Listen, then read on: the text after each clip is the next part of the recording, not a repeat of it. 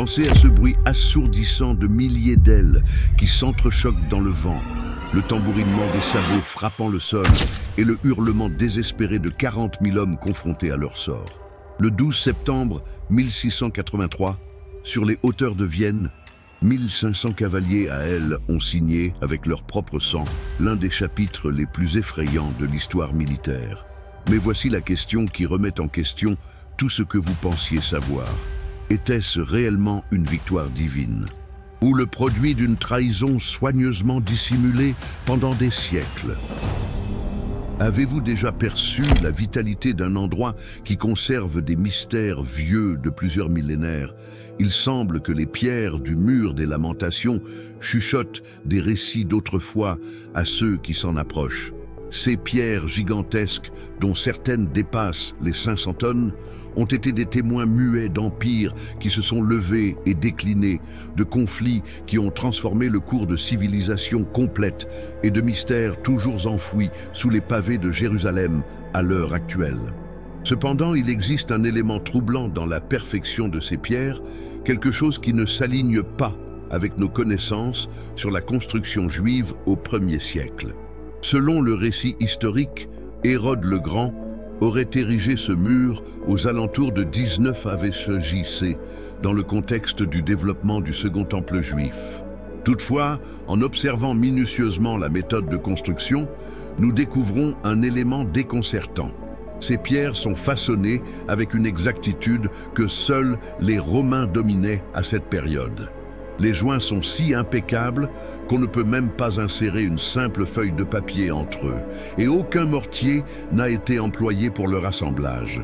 Cette méthode, appelée opus quadratum, était réservée aux édifices militaires romains de la plus haute importance.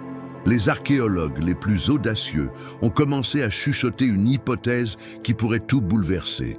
Et si ces rochers n'avaient pas été disposés pour rendre hommage à Dieu, mais pour faire l'éloge de l'Empire romain? La taille imposante de ces rochers, leur placement tactique et leur capacité exceptionnelle à résister aux séismes qui ont frappé Jérusalem pendant 2000 ans, indiquent qu'ils ont été prévus non pas pour un lieu de culte, mais pour une citadelle militaire. Une fortification qui avait une mission bien définie: surveiller la communauté juive et préserver l'autorité romaine dans l'une des provinces les plus indociles de l'Empire. La question qui devrait véritablement nous troubler est celle-ci. Si des millions de Juifs se recueillent depuis des centaines d'années dans ce qui pourrait bien être les ruines d'une détention romaine, que révèle cela sur l'instrumentalisation de la religion et de l'histoire? Les documents romains mentionnent une édification imposante à Jérusalem durant le règne d'Hérode. Cependant, de manière étrange, une multitude de ces écrits se référant à la forteresse plutôt qu'au temple. Est-il possible que l'histoire, telle que nous la connaissons, ait été intentionnellement falsifiée pour dissimuler une vérité plus dérangeante? Les premiers doutes ont surgi lorsque des archéologues autonomes ont constaté que l'alignement du mur ne coïncidait pas précisément avec celui qui devrait être le mur occidental du Second Temple, selon les récits de l'historien juif Flavius Joseph. Par ailleurs, des études récentes sur des pierres ont mis en évidence des traces d'outils réservés aux tailleurs de pierre romains et non aux ouvriers juifs de cette période. Ces preuves, bien qu'encore non définitives, laissent entrevoir une théorie révolutionnaire susceptible de modifier l'histoire de Jérusalem et de remettre en doute la véracité d'un des sites les plus sacrés au monde. Pour saisir la réalité concernant le mur des lamentations, il nous faut nous immerger dans l'esprit troublé de son présumé bâtisseur, Hérode le Grand. Il ne s'agissait pas d'un roi juif au sens traditionnel, mais d'un Iduméen, issu des adversaires historiques d'Israël, qui a accédé au pouvoir par le biais de ses accords avec Rome. Les chroniqueurs de l'époque le dépeignaient comme un individu torturé par la suspicion, capable de faire périr ses propres fils et filles s'il avait l'impression qu'il tramait contre lui.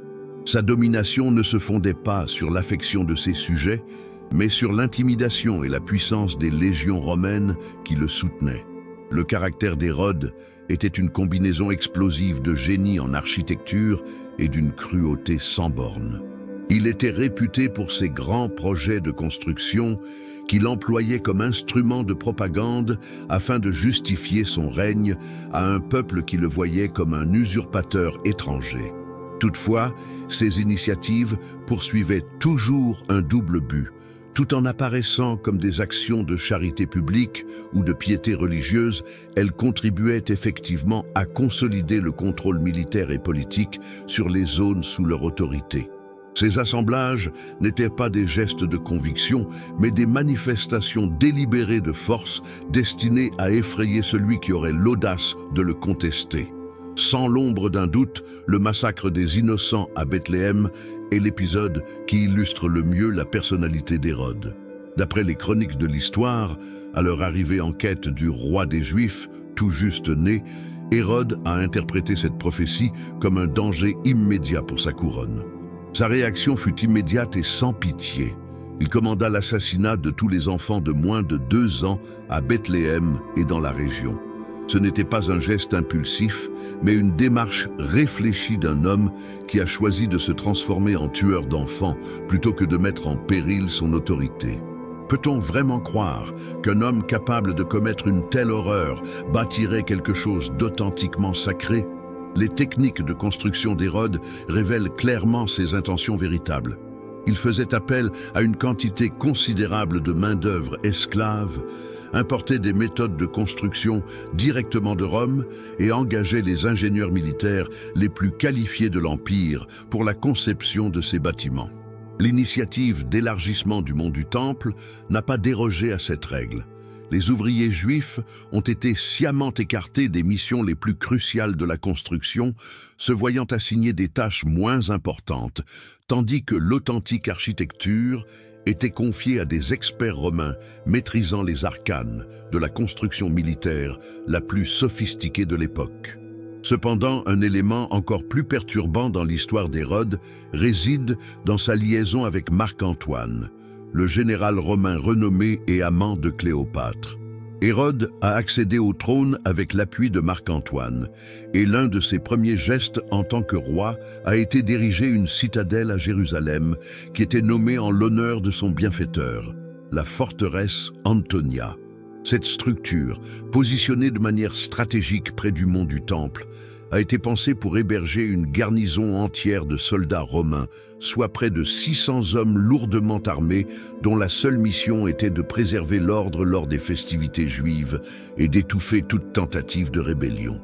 La question à laquelle nous devons répondre est: où se trouvait précisément la fin de la forteresse Antonia et le début du Temple? D'après certains archéologues dissidents, la réponse pourrait résider dans les pierres du mur des Lamentations. Visualisez un moment que vous êtes des archéologues en train d'explorer les vestiges d'une cité ancienne. Ils tombent sur une immense fortification, édifiée à l'aide de méthodes militaires romaines, placée à un emplacement idéal pour surveiller les déplacements d'une population susceptible de se révolter. Quel serait, selon vous, l'objectif premier de cette édification?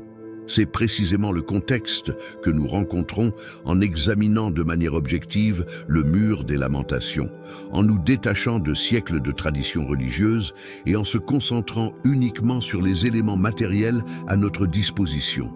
La forteresse Antonia ne se contentait pas d'être une simple base militaire, elle représentait bien plus. D'après les récits de Flavius Joseph, c'était une véritable cité au sein de la cité, comprenant des casernes, des dépôts, des citernes d'eau et tout l'équipement nécessaire pour tenir face à un siège prolongé. Sa position n'était pas due au hasard. Depuis ses tours, il était possible de veiller attentivement sur l'ensemble du mont du Temple et de réguler l'entrée dans les cours sacrées. Les troupes romaines étaient en mesure d'agir rapidement en quelques minutes, s'ils percevaient des désordres lors des célébrations religieuses, quand des centaines de milliers de dévots convergeaient vers des lieux de taille plutôt limitée. Mais voilà l'élément véritablement préoccupant de cette affaire. Les archéologues contemporains se heurtent à une difficulté lorsqu'ils essaient de localiser précisément la forteresse Antonia. Les mesures fournies par Flavius Joseph ne coïncide pas avec la superficie disponible au nord du mont du Temple actuel. La forteresse était trop vaste pour s'installer dans l'espace qui lui est traditionnellement attribué. Cette hypothèse a amené certains chercheurs à avancer une théorie audacieuse. Et si la forteresse Antonia n'était pas seulement positionnée à proximité du mont du Temple, mais en était une composante essentielle? Et si ce que nous identifions actuellement comme le mur occidental du Temple était en vérité le mur sud de la forteresse romaine? Cette théorie perturbante est étayée par des preuves architecturales. Les caractéristiques des pierres du mur des Lamentations sont plus alignées avec la construction militaire romaine qu'avec l'architecture juive religieuse. Par exemple, il est frappant de constater qu'il n'y a aucune décoration ou symbole religieux juif sur les pierres d'origine. Traditionnellement, les murs des synagogues étaient ornés de symboles religieux, d'inscriptions hébraïques ou à tout le moins de décorations qui reflétaient leur nature sacrée. Cependant, ces roches sont utilitairement austères, élaborées pour la robustesse et la protection, non pas pour l'esthétique ou la piété.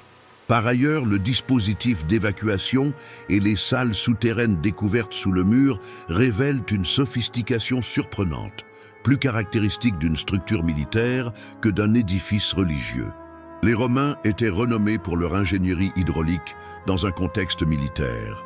Et ce que nous avons découvert sous le mur des Lamentations semble davantage correspondre au système de drainage romain qu'aux structures des temples juifs. Ces galeries et salles auraient pu être utilisées pour entreposer des armements, des rations, ou même pour faciliter des opérations militaires discrètes en période de crise. L'hypothèse la plus extrême suggère que lorsque les Juifs ont commencé à honorer ce mur, des siècles après la ruine du Second Temple, ils avaient déjà oublié précisément où se trouvait le temple originel. Dans leur recherche désespérée pour retrouver les vestiges de leur glorieux passé, ils se sont attachés à la structure la plus imposante et bien préservée qu'ils ont pu repérer, sans réaliser qu'il pourrait s'agir des ruines de la même forteresse romaine qui les a asservis pendant des décennies. Si cette hypothèse se révélait exacte, cela indiquerait que pendant près de 2000 ans, les Juifs ont déposé leurs prières au mauvais endroit en les orientant vers les vestiges de leurs anciens oppresseurs plutôt que vers les réels restes de leur temple vénéré. L'année 70 après J.C. représente l'un des moments les plus marquants, tant douloureux que mystérieux sur le plan archéologique, de l'histoire du peuple juif. Quand les troupes du futur souverain Titus mirent le siège devant Jérusalem, la cité tint bon face à un assaut impitoyable qui plongea ses résidents dans une détresse profonde.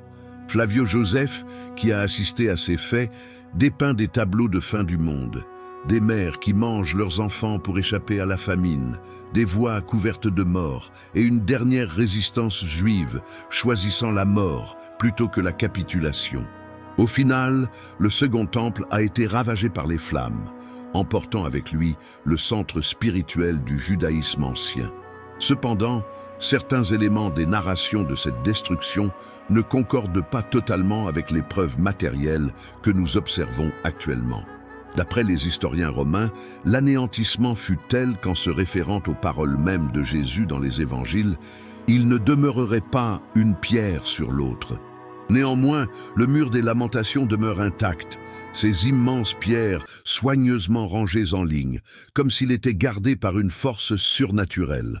Comment expliquer qu'une structure aussi imposante ait pu rester intacte après une destruction que les Romains qualifiaient de totale et systématique? La réponse pourrait être liée aux véritables intentions des conquérants romains. Les Romains n'étaient pas de simples ravageurs dépourvus de discernement. Ils étaient des tacticiens brillants qui saisissaient la force psychologique de l'architecture. Quand ils anéantissaient une cité, ils choisissaient intentionnellement de conserver certains aspects qui leur serviraient à conserver leur autorité sur la population conquise. Si le mur des Lamentations faisait réellement partie de la forteresse Antonia, sa sauvegarde aurait eu une logique militaire. Les Romains auraient gardé leur propre édifice intact tout en démantelant tout ce qui avait un vrai sens religieux pour les Juifs. Une autre hypothèse tout aussi perturbante existe. que les Romains aient délibérément maintenu ce mur en tant que symbole de leur triomphe. Selon la perspective romaine, il n'était jamais aussi humiliant pour un peuple conquis que de l'obliger à honorer les emblèmes de sa propre défaite. Si les Juifs ultérieurs avaient commencé à prier dans ce qui était en vérité un reste de la forteresse ayant servi à les opprimer, cela aurait symbolisé le triomphe psychologique ultime de Rome sur l'esprit juif. Les conquistadors n'étaient pas simplement responsables de la destruction du temple. Ils avaient également réussi à faire vénérer les débris de la prison qui avait tenu leurs ancêtres en asservissement pour les générations à venir. Les dernières recherches archéologiques ont mis au jour d'importantes strates de dévastation sur l'ensemble de la zone du mont du Temple, incluant des indications indubitables de l'incendie ayant ravagé les structures du 1er siècle. Toutefois, ces strates de destruction semblent expressément épargner la zone du mur des lamentations, comme si cette partie avait été intentionnellement préservée durant le sac. Des archéologues ont découvert des armes romaines, des monnaies de cette période et d'autres artefacts militaires enfouis à proximité du mur. Étonnamment, ces objets indiquent une présence militaire durable dans la région, plus en accord avec une garnison permanente qu'avec un lieu de destruction et d'abandon. L'énigme devient plus complexe quand on examine ce qui s'est déroulé dans les siècles qui ont suivi la destruction. Les Juifs ont été chassés de Jérusalem, qui a ensuite été rebâtie sous l'appellation d'Aelia Capitolina, une colonie romaine sans religion. Durant près de 300 ans, l'accès aux ruines de sa capitale historique a été interdit à tous les Juifs. Lorsque l'on leur a finalement accordé le retour, au XIVe siècle, des générations complètes avaient déjà passé. L'emplacement précis du temple était inconnu, et les Juifs de retour durent s'appuyer sur des traditions orales incomplètes et sur les indices matériels qu'ils étaient en mesure de déceler. Il est tout à fait envisageable qu'ils aient mélangé les ruines de la fortification romaine avec les débris de leur temple disparu, donnant naissance à une tradition d'adoration qui s'est prolongée jusqu'à présent, fondée sur une méprise historique colossale. En l'an 638 après J.C., l'arrivée d'Omar ibn al-Khattab à Jérusalem représente un instant captivant dans l'histoire du mont du Temple, un moment qui pourrait renfermer des indices essentiels pour élucider le mystère du mur des lamentations. Lorsqu'Omar a pris la ville, il a découvert le mont du Temple devenu une décharge. Dans leur ardeur à supprimer toute marque du judaïsme, les Byzantins chrétiens avaient intentionnellement transformé ce site sacré en dépotoir, infligeant une humiliation soigneusement orchestrée qui se prolongea pendant plus de 3 siècles. Cependant, les actions d'Omar par la suite auraient pu dévoiler des mystères archéologiques désormais irrémédiablement perdus. D'après les récits arabes de cette période, Omar n'a pas pris la décision de purger le mont du Temple en solitaire. Un individu énigmatique le suivait, un rabbin juif devenu musulman connu sous le nom de Ka'b al-Ahbar, qui affirmait savoir où se trouvait précisément le rocher sacré, l'endroit où Abraham était sur le point de sacrifier Isaac. L'association entre le conquérant musulman et le savant juif converti est remarquable, puisqu'elle indique que, même après des siècles de négligence, il persistait encore une forme de souvenir de la géographie sacrée originelle du mont du Temple.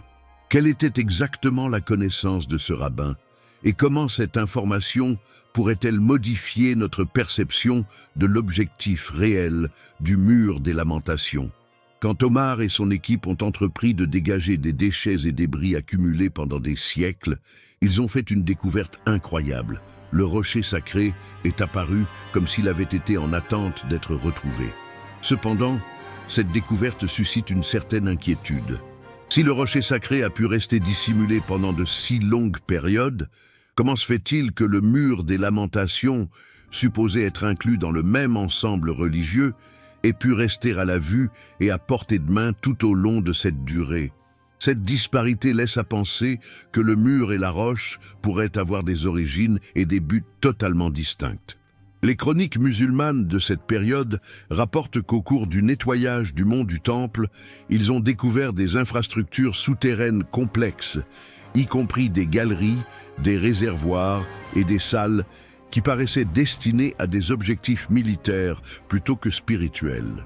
Les chroniqueurs arabes ont méticuleusement consigné ces découvertes, ayant une attention particulière pour conserver l'histoire des sites sacrés qu'ils géraient. Toutefois, ces écrits contiennent des allusions voilées à des structures des oppresseurs, qui ont été en partie démantelées ou réemployées lors de l'édification des premiers édifices islamiques sur la montagne. Ce qui est le plus captivant durant cette époque, c'est la manière dont Omar considère les Juifs de Jérusalem. À l'inverse des Byzantins, qui avaient totalement proscrit la présence juive dans la cité, Omar a autorisé leur retour et l'établissement d'une petite communauté. Toutefois, certains témoignages indiquent que quand les Juifs ont manifesté leur désir de réédifier leur temple à l'emplacement qu'ils estimaient juste, Omar a opposé son veto diplomatiquement, soutenant que cet endroit était désormais réservé à une mosquée. Est-ce qu'Omar avait connaissance de l'endroit exact où se trouvait le temple ancien que les Juifs avaient oublié? Ou faisait-il tout simplement valoir son pouvoir politique sur une région conquise? Une information particulièrement captivante découle des documents arméniens du 7e siècle, mentionnant une tentative juive de réédifier le temple qui fut entravé par des miracles inexpliqués. D'après ces histoires, lorsque les Juifs ont commencé à creuser à l'endroit qu'ils pensaient être le bon lieu, des flammes sont soudainement apparues du sol, brûlant les outils de travail et effrayant les travailleurs. Des commentateurs chrétiens ont vu cela comme une action divine visant à stopper la réédification du temple juif. Cependant, une justification plus rationnelle pourrait être que les ouvriers ont découvert des réserves de gaz naturel ou de substances inflammables, dissimulées dans des constructions souterraines anciennes. Si ces édifices étaient intégrés à l'ancienne forteresse Antonia, ils auraient pu abriter des dépôts d'équipements militaires qui ont progressivement perdu leur sécurité. Cet événement aurait pu cimenter l'idée fausse des Juifs qu'ils fouillaient au bon endroit, alors qu'en vérité, ils dérangeaient les restes d'une installation militaire romaine. Quand Soliman, le Magnifique, prit Jérusalem en 517, il découvrit une ville qui avait demeuré quasiment déserte pendant des centaines d'années. Les fortifications étaient délabrées, les édifices s'écroulaient et le mur des lamentations n'était plus qu'un vestige délaissé où quelques Juifs venaient de temps à autre y prier en toute discrétion. Soliman n'était pas un conquérant banal. C'était un homme de vision qui percevait le potentiel de l'architecture comme instrument de légitimation politique. Ce qu'il a entrepris à Jérusalem, spécifiquement en ce qui concerne la zone du mur des lamentations, allait modifier irréversiblement la vision de cet endroit et semer les germes des disputes contemporaines auxquelles nous faisons face actuellement. L'événement qui modifia de manière permanente l'histoire physique du mur des lamentations fut le séisme de 1546. Ce tremblement de terre, décrit par les chroniqueurs ottomans comme le plus dévastateur de l'histoire, a provoqué d'énormes dommages à travers Jérusalem, mais a étonnamment touché de façon très précise la région du mur. Diverses parties hautes se sont écroulées, dévoilant pour la première fois depuis des centaines d'années les pierres primordiales que nous tenons aujourd'hui en haute estime. Toutefois, quand Soliman décréta la réfection, il ne se contenta pas de restaurer ce qui était en ruine. Il introduisit des changements majeurs qui modifièrent tant l'aspect que la fonction de la muraille. Les documents ottomans, récemment dénichés à Istanbul, dévoilent des aspects passionnants de ces changements. Soliman ne s'est pas contenté de restaurer le mur. Il l'a intentionnellement redessiné pour établir un espace de prière juive sous contrôle.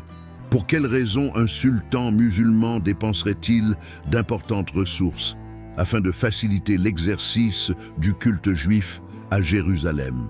La réponse réside dans la politique ottomane complexe de cette période. Les Juifs séfarades, chassés d'Espagne en 1492, avaient trouvé asile au sein de l'Empire ottoman et étaient devenus une communauté florissante et influente sur le plan politique. L'établissement d'un site de pèlerinage juif à Jérusalem n'était pas uniquement une démarche de tolérance religieuse, c'était également une manœuvre économique visant à stimuler le tourisme et les échanges commerciaux juifs au sein de l'Empire. Cependant, il y a quelque chose d'encore plus sinistre dans les réformes de Soliman que nous ne commençons à comprendre qu'à présent. Les dessins architecturaux de l'époque ottomane indiquent que lors de la réhabilitation, divers passages et salles souterraines qui étaient accessibles durant l'ère byzantine ont été volontairement fermés. D'après les récits des ouvriers de cette période, ces cavités souterraines renfermaient des pierres portant des inscriptions étranges et des salles qui paraissaient avoir été employées par des militaires. Si ces descriptions sont fiables, Soliman aurait pu dissimuler des éléments archéologiques qui auraient dévoilé la véritable fonction initiale du mur.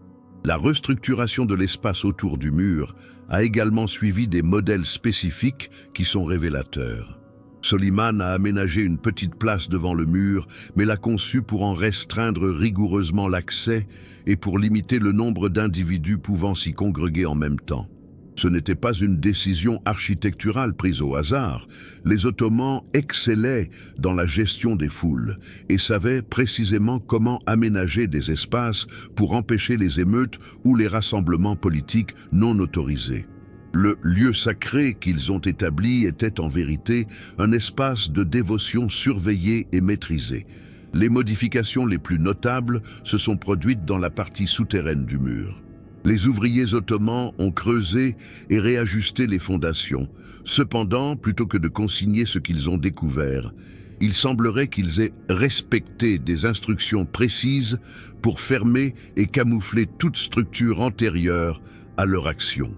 Les pierres que nous observons actuellement à la fondation du mur, les plus imposantes et remarquables, ont été redécouvertes lors de ces excavations du XVIe siècle. Toutefois, il n'y a pas de preuves évidentes de leurs conditions initiales ou des structures qui les encadraient avant l'occupation ottomane. L'absence de documentation suscite des interrogations, d'autant plus si l'on prend en compte la rigueur des Ottomans à consigner leurs travaux de construction. En mars 2023, une découverte qui promettait de révolutionner notre compréhension du mur des Lamentations a secoué le milieu archéologique mondial. Un groupe d'archéologues israéliens, œuvrant dans les galeries parallèles au mur, a mis au jour une salle scellée qui est demeurée préservée pendant près de 2000 ans.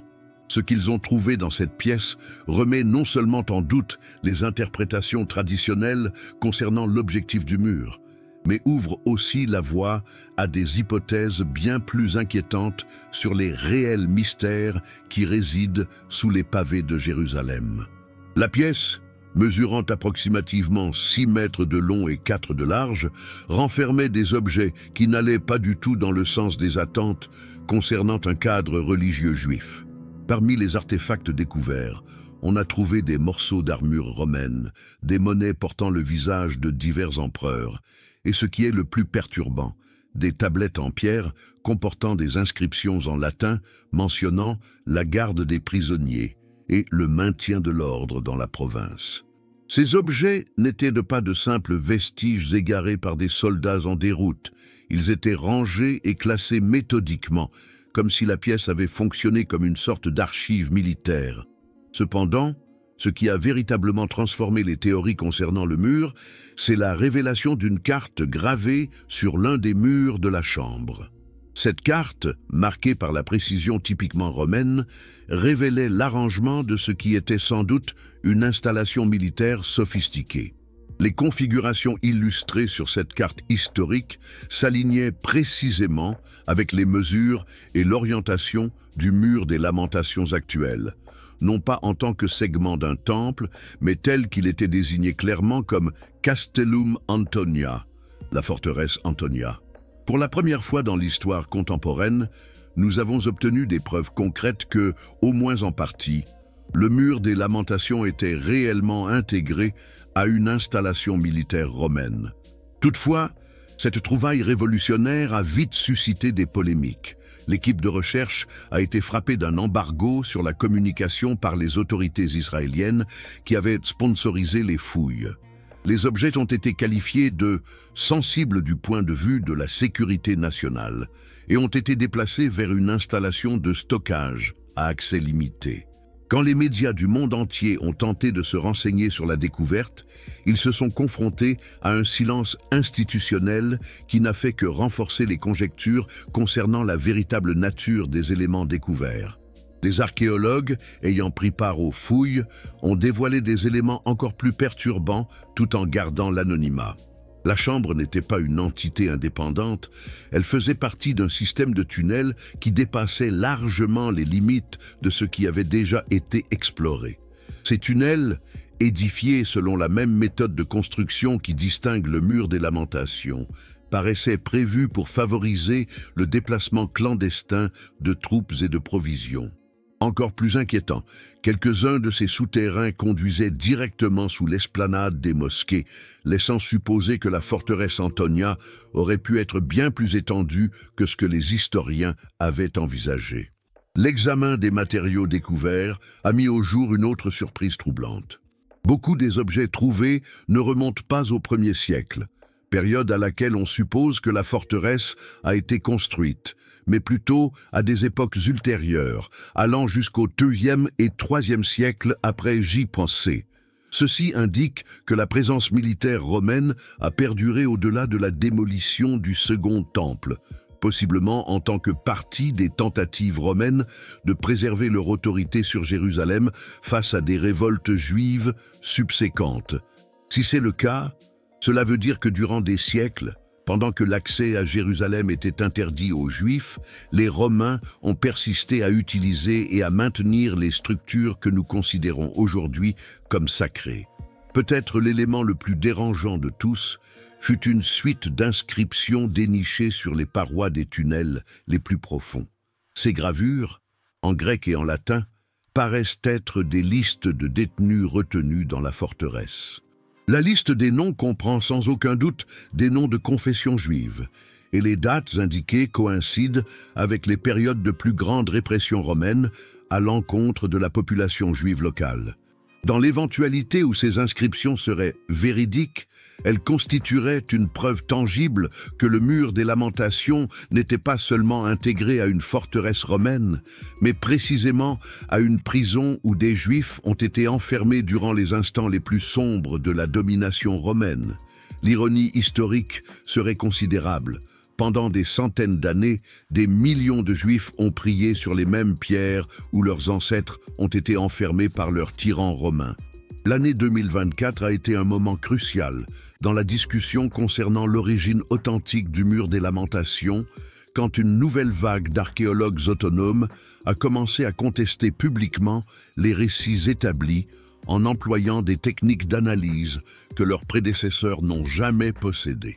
Ces chercheurs, qui utilisent des appareils de balayage laser 3D, la spectrométrie de masse et les méthodes de datation au radiocarbone sur d'anciens mortiers, ont commencé à élaborer une thèse de plus en plus convaincante selon laquelle le mur vénéré par des millions de Juifs pourrait effectivement être un vestige des technologies militaires romaines les plus avancées de son temps. En janvier 2024, le docteur Marcus Flavius, un archéologue romain expert en architecture militaire antique, a fait sensation dans le milieu universitaire mondial avec la publication de sa recherche. Son étude approfondie des méthodes de construction employées dans le mur des lamentations a mis en évidence des motifs incontestablement romains, notamment en accord avec les techniques appliquées dans les fortifications militaires majeures de l'Empire durant le 1er siècle.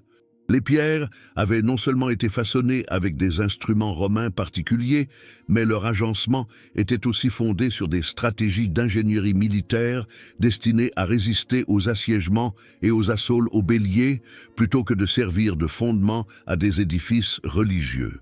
L'analyse comparative effectuée par Flavius avec d'autres fortifications romaines contemporaines a particulièrement suscité des controverses autour de son étude.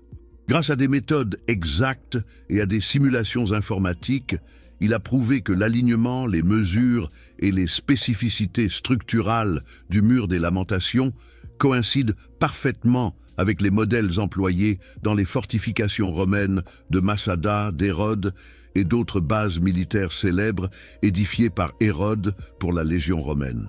Cette cohérence ne pouvait pas être accidentelle. Elle indiquait une conception intentionnelle et spécialisée ayant peu de lien avec des buts religieux et beaucoup avec le contrôle militaire. C'est sur les plateformes de médias sociaux que cette théorie a véritablement décollé. Durant 2024 et 2025, des étiquettes telles que Sci Muro Romano et Sci Farsacionista ont commencé à gagner en popularité, accompagnées d'illustrations comparatives mettant en évidence les ressemblances entre le mur des Lamentations et les fortifications romaines reconnues. Des individus à travers le globe ont publié des images de vestiges romains en Espagne, France et Afrique du Nord, mettant en évidence les méthodes de construction semblables et s'interrogeant sur l'absence d'explication de ces ressemblances par l'archéologie reconnue. La discussion s'est exacerbée quand des archéologues palestiniens ont pris part à la conversation, présentant leurs propres témoignages sur des excavations illégales qu'ils avaient réalisées dans les régions avoisinant le mur des Lamentations au fil des dernières décennies.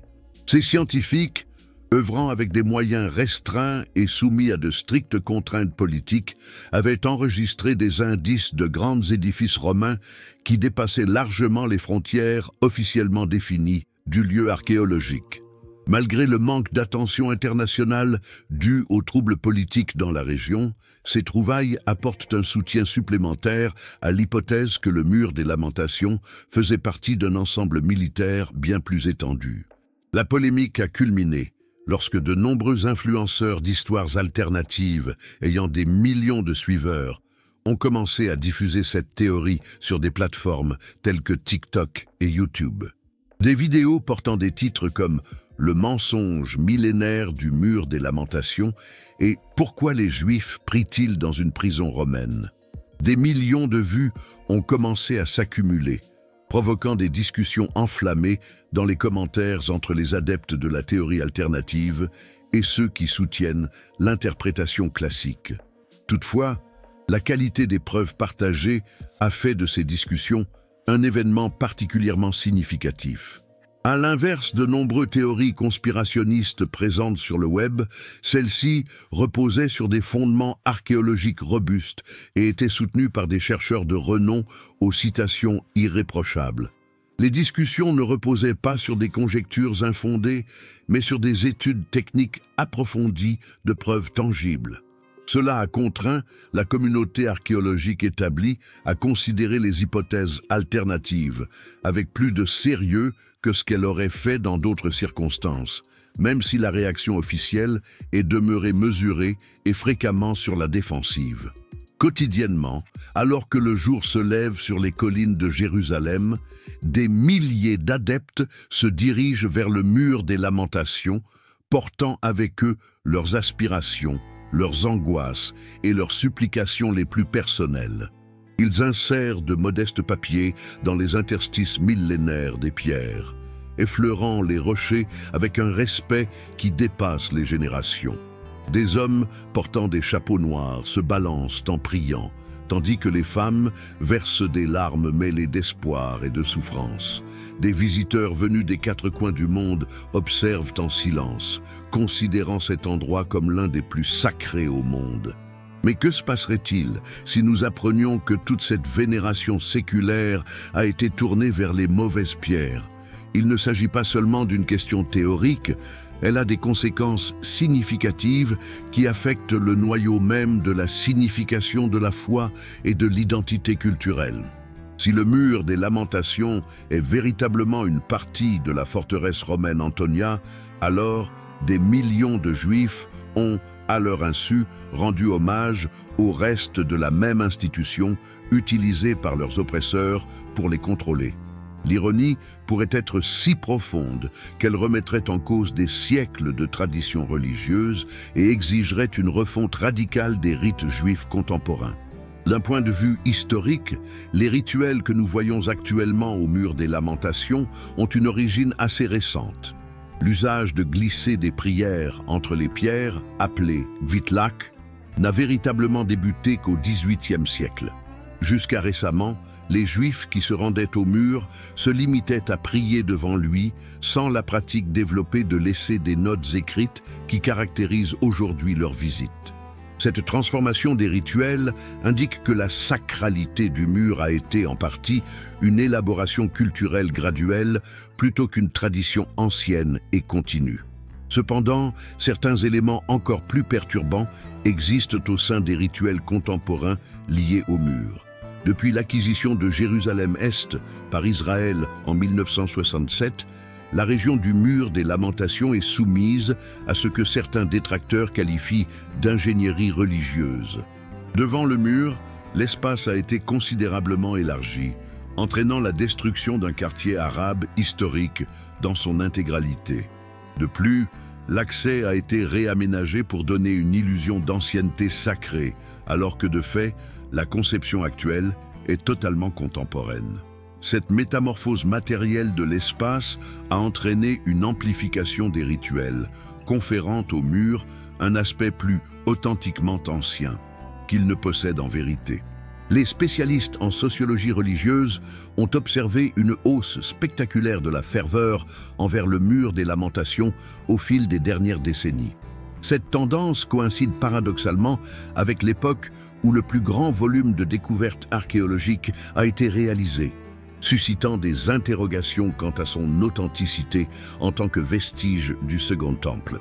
Ce processus, appelé intensification défensive, se manifeste souvent quand les convictions religieuses se trouvent mises en péril par des éléments contradictoires. Plutôt que de mettre en doute leurs convictions, les croyants les accueillent avec davantage de passion, comme si la force de leur foi pouvait d'une certaine façon confirmer la véracité de ce qu'ils révèrent.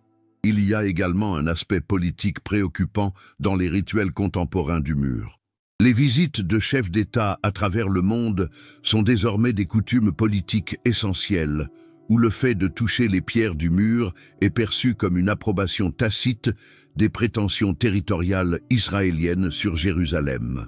Si ces dirigeants prenaient conscience qu'ils participent à un rituel basé sur une identification historique incorrecte, cela modifierait-il la portée politique de leur visite? Loin de simplifier, la question devient plus complexe lorsque l'on prend en compte que plusieurs de ces dirigeants viennent de pays ayant historiquement entretenu des relations conflictuelles avec le sionisme politique. Néanmoins, ils prennent part à ces rituels en tant que geste diplomatique indispensable. L'élément peut-être le plus perturbant de cet état de choses est la façon dont l'éventuelle inexactitude historique du mur pourrait être exploitée, délibérément ou non, comme instrument de gouvernance sociale et politique. Dans le cas où les responsables politiques et religieux seraient au courant ou suspecteraient que le mur n'est pas ce qu'il semble être, mais persiste à encourager son culte, cela constituerait une manipulation de masse d'une envergure sans précédent. Non seulement les croyants seraient trompés quant à la véritable nature de leur objet d'adoration, mais leur dévotion authentique serait aussi utilisée pour justifier des programmes politiques qu'ils pourraient ne pas approuver s'ils étaient pleinement informés de la vérité. Cette possibilité métamorphose le mur des Lamentations d'un endroit véritablement spirituel en une réalité largement plus sombre, un symbole de la manipulation réussie de la foi humaine pour satisfaire des fins totalement déconnectées de la quête spirituelle authentique.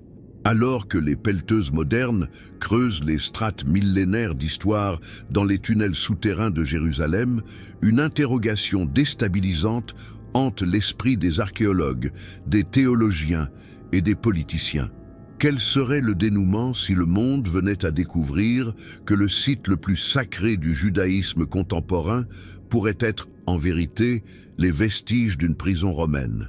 Cette question n'est pas simplement théorique, car au centre du sionisme religieux contemporain réside une obsession prophétique qui pourrait transformer cette découverte archéologique en élément déclencheur d'un conflit global sans précédent.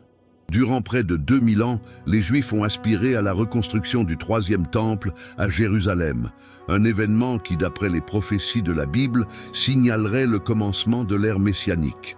Des institutions telles que l'Institut du Temple à Jérusalem ont consacré des décennies et investi des millions de dollars pour se préparer minutieusement à cet instant. Elles ont reconstruit les instruments sacrés, formé des prêtres aux rites ancestraux et même élevé des vaches rouges spéciales dont les cendres seraient indispensables pour la purification rituelle du lieu. Toutefois, tous ces préparatifs se basent sur un postulat essentiel, que le mur des lamentations indique avec précision l'endroit où le temple devrait être rebâti.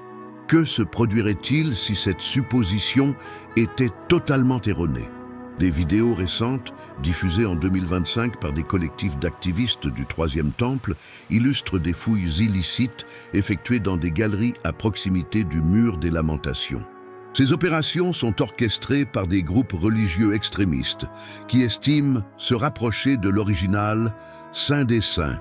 Néanmoins, ce que ces chercheurs découvrent ne témoigne pas de la splendeur du temple de Salomon, mais plutôt de preuves additionnelles de l'architecture militaire romaine, des morceaux d'armure, des monnaies à l'effigie des empereurs et des constructions manifestement destinées à la rétention et la gestion des détenus.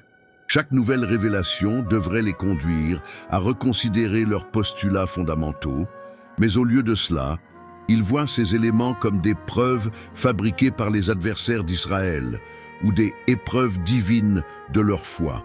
Le contexte devient d'autant plus instable lorsqu'on prend en compte les prédictions islamiques liées au même lieu. D'après la tradition islamique, le Dajjal, l'équivalent de l'Antéchrist dans l'islam, viendra à la fin des temps et induira en erreur l'humanité en employant de faux lieux de dévotion pour détourner les croyants du chemin droit. Dans l'éventualité où le mur des lamentations serait reconnu comme une contrefaçon historique, il est possible que certains théologiens musulmans le perçoivent comme la réalisation de ces prophéties de fin du monde. L'ironie serait écrasante. Juifs et musulmans pourraient interpréter la même trouvaille archéologique comme une validation de leurs prophéties respectives concernant l'Apocalypse. Toutefois, il y a un aspect encore plus lugubre dans cette situation. La reconstruction du Troisième Temple ne se limite pas à des pratiques religieuses théoriques. Elle implique des initiatives politiques tangibles qui exigent la destruction de la mosquée Al-Aqsa et du dôme du Rocher, deux des lieux les plus vénérés de l'islam.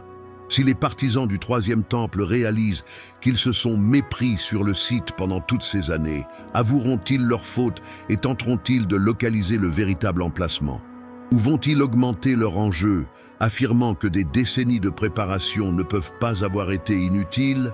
L'histoire de l'humanité est riche en exemples, montrant comment d'énormes investissements financiers et affectifs peuvent pousser les individus à persister dans des actions malgré des preuves manifestes de leur erreur.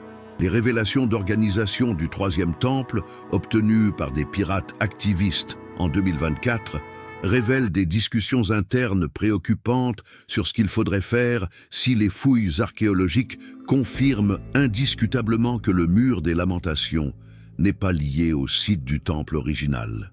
Il y a des dirigeants qui préconisent la continuation des projets de construction à tout prix, soutenant que la volonté divine dépasse l'archéologie humaine. Certains suggèrent d'identifier le véritable site, tout en reconnaissant que cela pourrait nécessiter des décennies supplémentaires et exigerait des fouilles à grande échelle, susceptibles de perturber complètement la structure politique de Jérusalem. Un troisième groupe, plus extrême, avance que les contradictions dans les preuves archéologiques constituent une conspiration mondiale destinée à entraver la venue du Messie, et qu'elles doivent être étouffées ou éludées par tous les moyens possibles. Cette vision finale est particulièrement inquiétante puisqu'elle associe les découvertes archéologiques concernant le mur des lamentations à des théories complotistes plus étendues sur la domination mondiale et la manipulation de l'histoire. Si ces groupes réussissent à persuader leurs adhérents que les trouvailles archéologiques sont le fruit d'une machination visant à contrecarrer la réalisation des prophéties bibliques, ils pourraient légitimer des actions de plus en plus radicales pour sauvegarder la vérité religieuse face à la corruption scientifique. L'issue pourrait engendrer une intensification de la violence, touchant non seulement Jérusalem, mais risquant d'impliquer l'ensemble du globe dans un affrontement basé sur une déformation fondamentale des faits historiques qui n'ont jamais été ce qu'ils paraissaient être. L'évolution du mur des lamentations en emblème du nationalisme juif contemporain ne s'est pas faite de manière organique ou instinctive. Elle découle d'une manœuvre politique minutieusement planifiée qui a commencé juste après la guerre des 6 jours, en 1967. Quand les forces israéliennes ont conquis Jérusalem-Est, elles n'ont pas découvert un lieu grandiose devant le mur, mais une ruelle exiguë où quelques dizaines de Juifs pouvaient se rassembler pour prier dans des conditions rudimentaires. En l'espace de quelques semaines, les autorités israéliennes ont rasé un quartier arabe historique entier, délogeant des centaines de familles qui y résidaient depuis des générations, afin d'aménager l'espace cérémoniel que nous observons actuellement. Ce n'était pas une mesure d'urbanisme prise au hasard.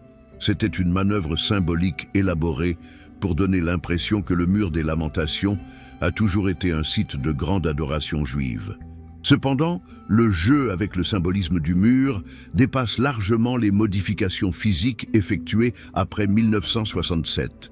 Les stratèges sionistes ont saisi de manière intuitive que maîtriser l'histoire du mur équivalait à avoir la main mise sur l'un des emblèmes les plus puissants du judaïsme mondial. Peu importe que le mur appartienne véritablement au Second Temple ou à la forteresse Antonia, l'essentiel était qu'il soit considéré comme le vestige le plus sacré du judaïsme ancien. On pourrait alors utiliser cette perception pour soutenir des revendications politiques actuelles concernant l'ensemble de Jérusalem et même toute la terre d'Israël-Palestine.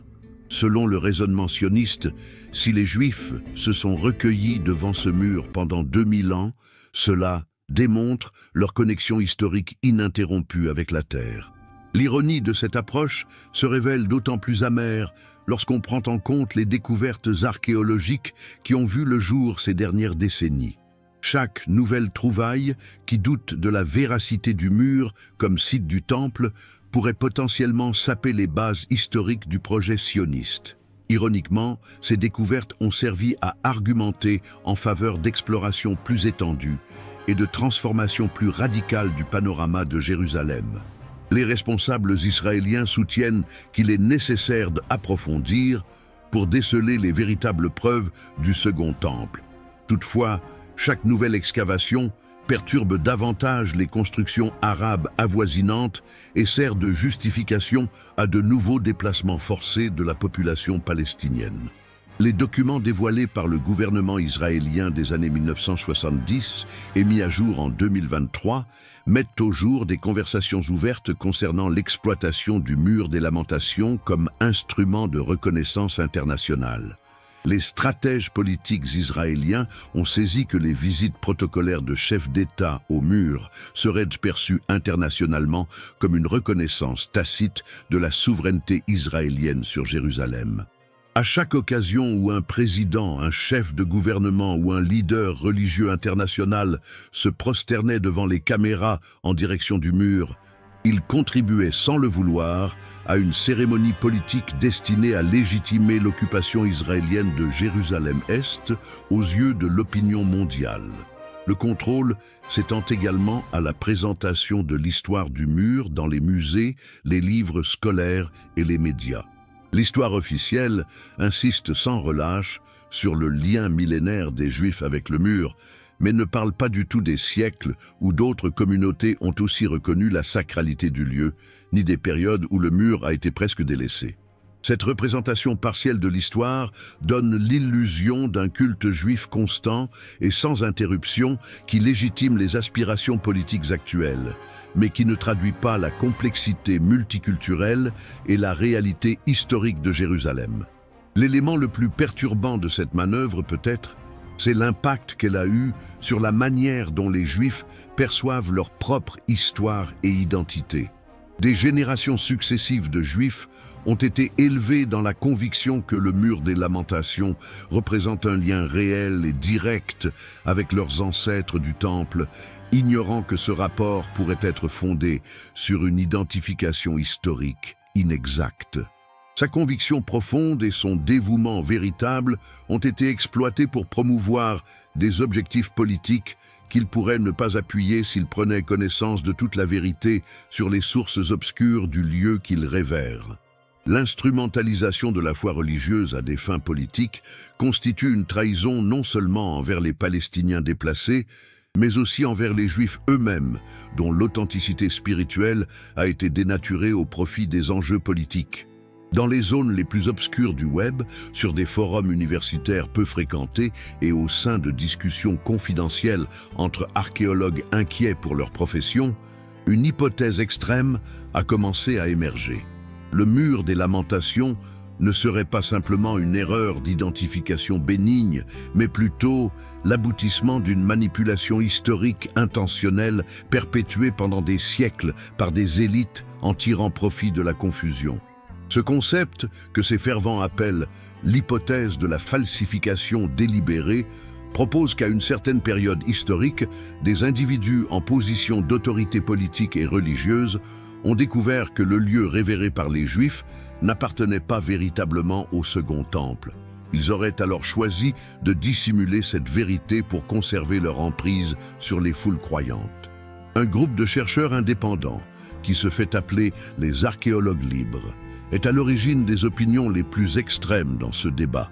En dehors du cadre académique traditionnel, ces chercheurs ont rassemblé des éléments de preuve qu'ils estiment démontrer non seulement que le mur des lamentations est lié à la forteresse Antonia, mais également que cette réalité a été secrètement étouffée par les institutions religieuses et politiques pendant plusieurs générations.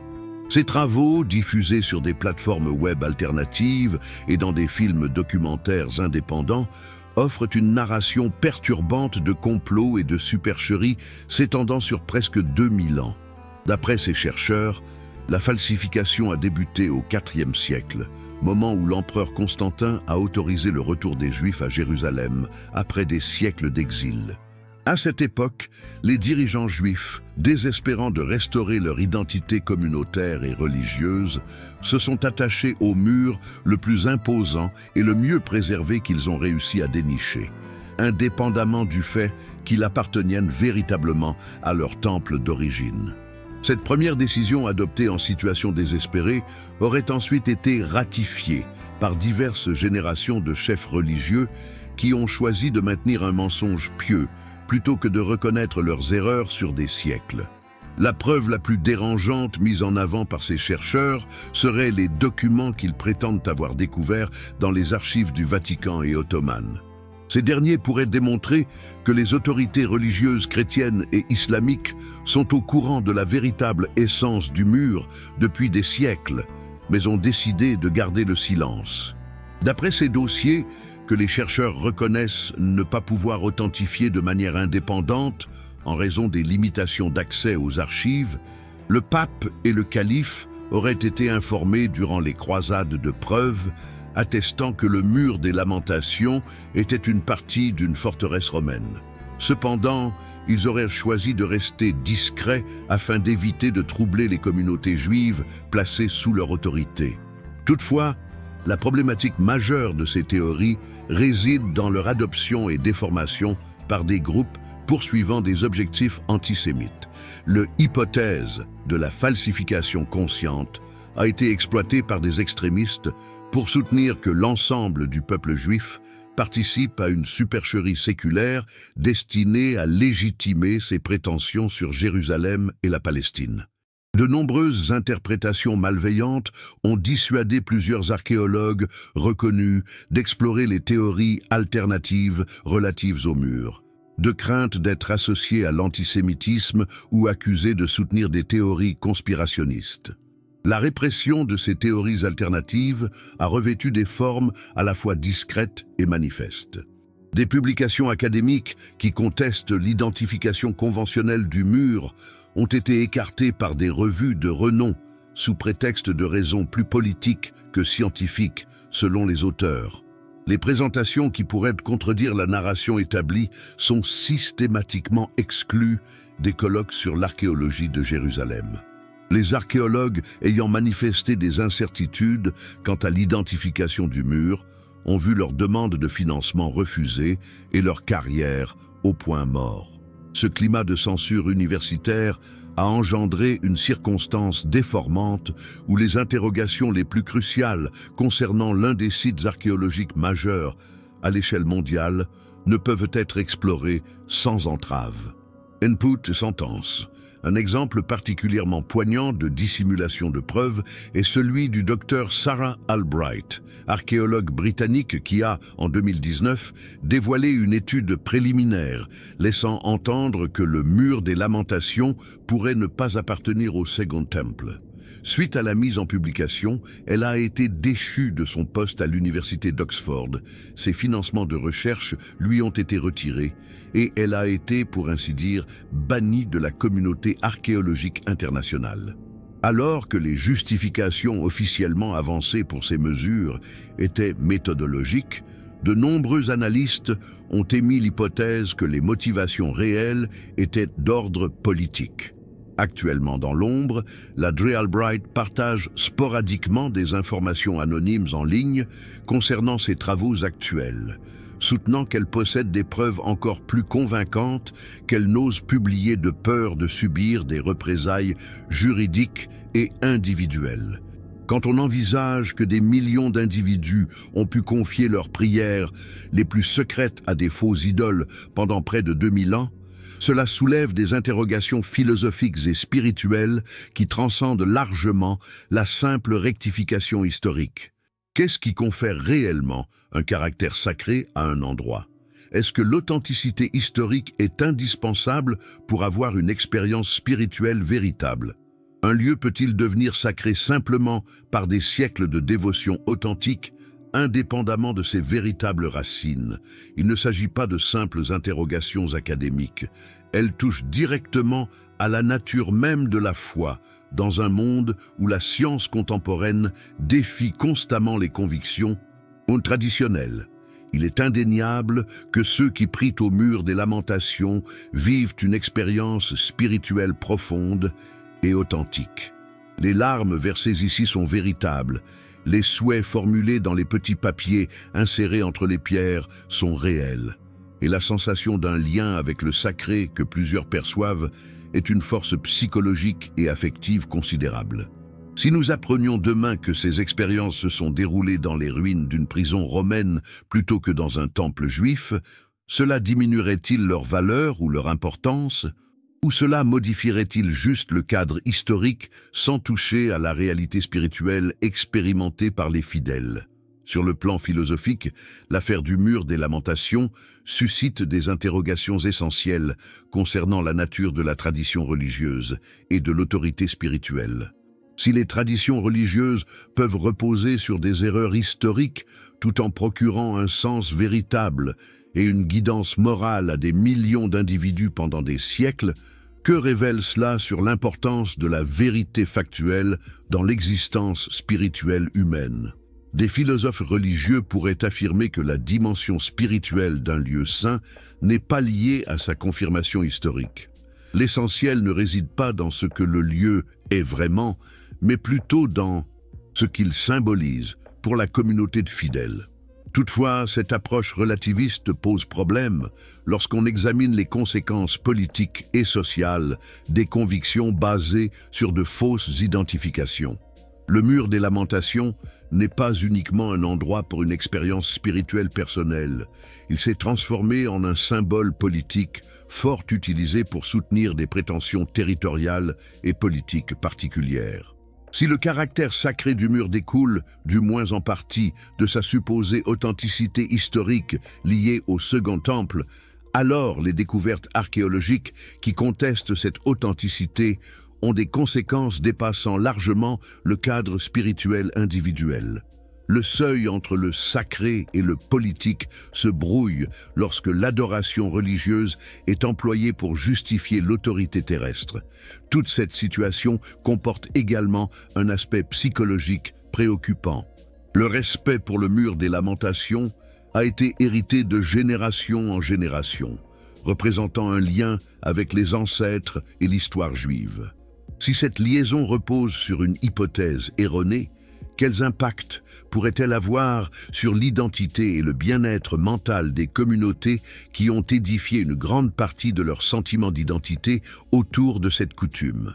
Les spécialistes en psychologie du traumatisme collectif ont noté que la découverte de l'inexactitude de certaines croyances fondamentales peut avoir des conséquences désastreuses pour l'ensemble d'une communauté, surtout si ces croyances sont associées à des épisodes de persécution historique et de préservation culturelle.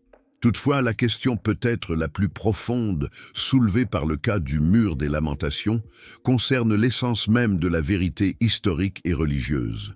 Peut-on envisager que la vérité d'un lieu saint ne découle pas de ses racines historiques confirmables, mais de l'amoncellement de significations qu'il a gagnées au fil des siècles grâce à une pratique rituelle et à la piété? Cette vue suggérerait que le mur des lamentations a acquis son caractère sacré précisément grâce aux millions de prières qui lui ont été dédiées, indépendamment du fait que ces dernières reposaient initialement sur une identification historique précise. Selon cette vision, le caractère sacré est une dimension qui émerge de la pratique religieuse commune, et non pas quelque chose qui se révèle par les fouilles archéologiques. Toutefois, cette vision constructiviste du sacré pose ses propres interrogations dérangeantes. Si la sacralité peut être édifiée par l'adoration collective, peut-elle également être déconstruite par le savoir historique? Les communautés religieuses ont-elles la liberté de préserver leurs rites sacrés, même lorsque les indices pointent vers des fondements historiquement erronés? Ont-ils un devoir éthique de considérer ces preuves et d'ajuster leurs rituels religieux en conséquence? Ces interrogations n'ont pas de solution simple, mais le cas du mur des lamentations les rend inévitablement impossibles à éluder. Alors que le soleil se retire à Jérusalem en 2025, dessinant de vastes ombres sur les anciennes pierres du mur des lamentations, nous sommes à une étape singulière de l'histoire de l'humanité. Nous avons enfin accès aux outils technologiques et aux connaissances archéologiques indispensables pour résoudre de manière définitive les énigmes qui enveloppent cet endroit depuis près de 2 millénaires. Néanmoins, nous devons aussi faire face à des puissances politiques, religieuses et sociales, ayant un grand intérêt à préserver ces énigmes non résolues.